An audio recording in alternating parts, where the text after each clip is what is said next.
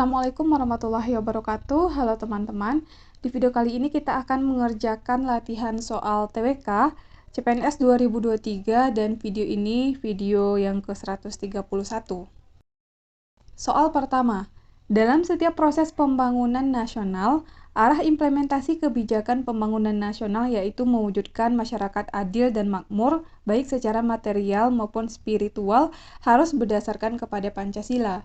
Tujuannya adalah untuk mencapai NKRI yang merdeka, berdaulat, bersatu, dan berkedaulatan rakyat. Fungsi Pancasila juga adalah untuk mewujudkan sikap warga negara yang aman, tentram, tertib, dan damai. Penjelasan tersebut mengilustrasikan bahwa Pancasila berfungsi sebagai A. Pancasila sebagai ideologi negara, B. Pancasila sebagai prinsip pembangunan, C. Pancasila sebagai jiwa bangsa Indonesia, D. Pancasila sebagai kepribadian bangsa Indonesia, E. Pancasila sebagai pandangan hidup bangsa Indonesia. Pada soal nomor 1, dalam setiap proses pembangunan nasional, arah implementasi kebijakan pembangunan nasional yaitu mewujudkan masyarakat adil dan makmur, baik secara material maupun spiritual, yang harus berlandaskan kepada Pancasila. Tujuannya adalah untuk mencapai NKRI yang merdeka, berdaulat, bersatu, dan berkedaulatan rakyat. Selain itu, fungsi Pancasila juga untuk mewujudkan sikap warga negara yang aman, tentram, tertib, dan damai. Penjelasan tersebut mengilustrasikan bahwa Pancasila berfungsi sebagai, jawabannya adalah berfungsi sebagai ideologi negara. Jadi soal nomor 1 jawabannya adalah Pancasila sebagai ideologi negara. Soal nomor 2. Salah satu faktor yang menyebabkan pembentukan bangsa adalah adanya keinginan hidup bersama sebagai bangsa yang merdeka dan berdaulat, serta membangun negara dalam Ikatan Persatuan Indonesia dalam wadah NKRI yang berdasarkan Pancasila dan Undang-Undang Dasar Negara Republik Indonesia 1945. Faktor pembentuk bangsa yang sesuai dengan uraian tersebut adalah A. Persamaan asal keturunan atau etnik, B. Persamaan pola kebudayaan, C. Persamaan tempat tinggal, D. Persamaan cita-cita, E. Persamaan nasib sejarah. Salah satu faktor yang menyebabkan pembentukan bangsa adalah adanya keinginan hidup bersama sebagai bangsa yang merdeka dan berdaulat, serta membangun negara dalam Ikatan Persatuan Indonesia yang berdasarkan Pancasila dan Undang-Undang Dasar. Faktor pembentuk bangsa yang sesuai dengan uraian tersebut, jawabannya adalah pilihan D, yaitu persamaan cita-cita. Soal nomor 3. Di bawah ini yang bukan termasuk anggota rumusan Kongres Sumpah Pemuda adalah A. Sugondo Joyo Puspito, B. Muhammad Yamin, C. Amir Syarifuddin, D. Johannes Leemena, E. Muhammad Hatta. Yang ditanyakan pada soal nomor 3 adalah yang bukan anggota rumusan Kongres Sumpah Pemuda. Dari kelima pilihan ini, yang bukan termasuk anggota rumusan Kongres Sumpah Pemuda adalah pilihan E, yaitu Muhammad Hatta. Sedangkan Sugondo Joyo Puspito, Muhammad Yamin, Amir Syarifuddin, dan Johannes Leemena termasuk anggota rumusan Kongres Sumpah Pemuda. Soal nomor 4.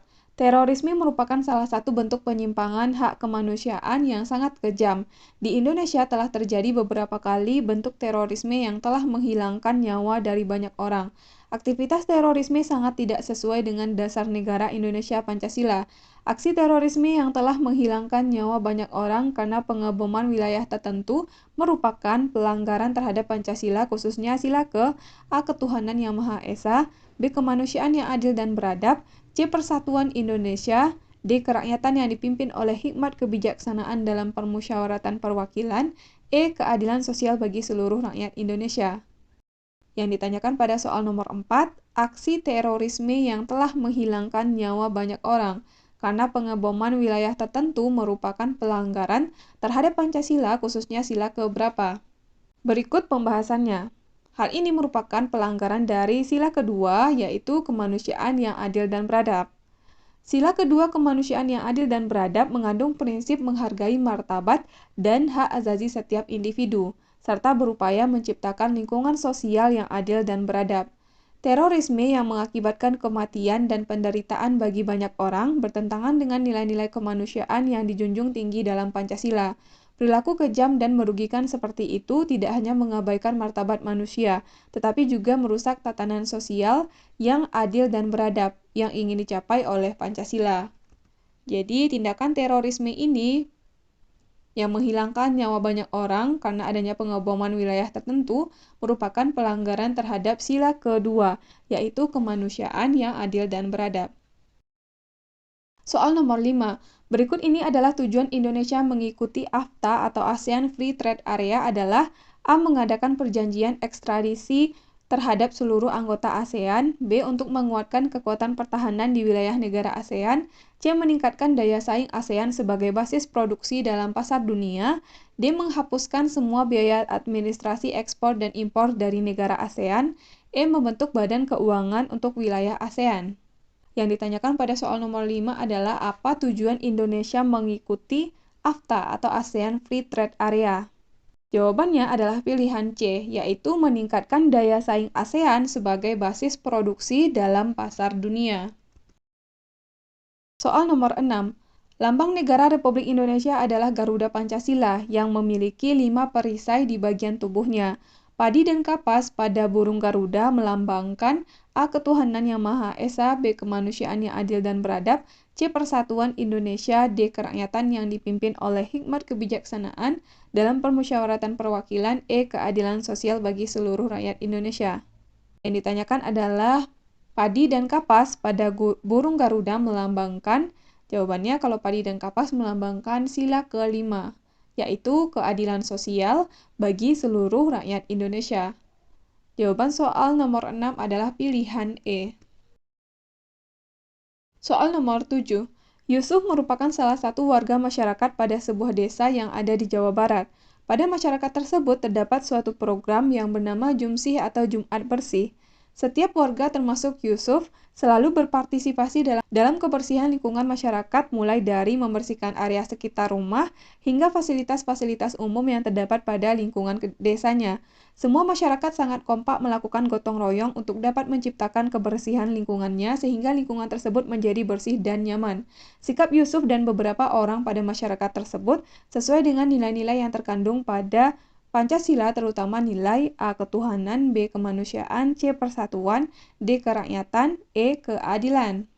Yang ditanyakan adalah sikap Yusuf dan beberapa orang pada masyarakat, yang mana Yusuf dan masyarakat selalu berpartisipasi dalam kebersihan lingkungan masyarakat, mulai dari membersihkan area sekitar rumah hingga fasilitas-fasilitas umum, yang mana mereka sangat kompak melakukan gotong royong untuk dapat menciptakan kebersihan lingkungannya, sehingga lingkungan tersebut menjadi bersih dan nyaman. Maka tindakan ini mencerminkan yaitu nilai-nilai yang terkandung pada Pancasila, terutama yaitu nilai persatuan, karena mereka kompak untuk melakukan gotong royong.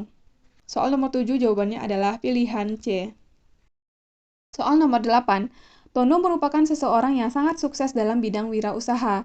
Dalam beberapa tahun terakhir, Tono telah memiliki beberapa toko cabang di beberapa kota di Indonesia. Suatu saat Tono bertemu dengan teman SMA-nya yang bernama Iwan.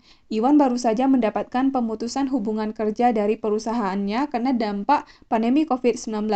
Padahal, Iwan memiliki 2 orang anak dan beberapa cicilan ke bank. Sebagai bentuk kemanusiaan dan persahabatan, Tono menawarkan pekerjaan kepada Iwan untuk dapat bekerja di salah satu cabang yang baru saja dibuka. Sikap Tono sesuai dengan pengamalan Pancasila, khususnya sila ke A. Ketuhanan Yang Maha Esa, B. Kemanusiaan yang adil dan beradab, C. Persatuan Indonesia, D. Kerakyatan yang dipimpin oleh hikmat kebijaksanaan dalam permusyawaratan perwakilan, E. Keadilan sosial bagi seluruh rakyat Indonesia. Sikap Tono yang menawarkan pekerjaan kepada Iwan untuk dapat bekerja di salah satu cabang yang baru saja ia buka sebagai bentuk kemanusiaan dan persahabatan merupakan pengamalan Pancasila, yaitu sila kedua, kemanusiaan yang adil dan beradab. Karena Tono berusaha untuk membantu Iwan untuk menafkahi keluarganya. Soal nomor 9. Cecep merupakan seorang mahasiswa yang sedang kuliah di salah satu perguruan tinggi di Kota Malang. Ia dilahirkan dari keluarga yang serba berkecukupan dan memiliki banyak harta. Selama kuliah, ia selalu membeli barang-barang mewah yang sebenarnya tidak ia butuhkan, namun hanya untuk kepuasan dan juga memamerkan kepada kawan-kawannya bahwa ia merupakan orang kaya.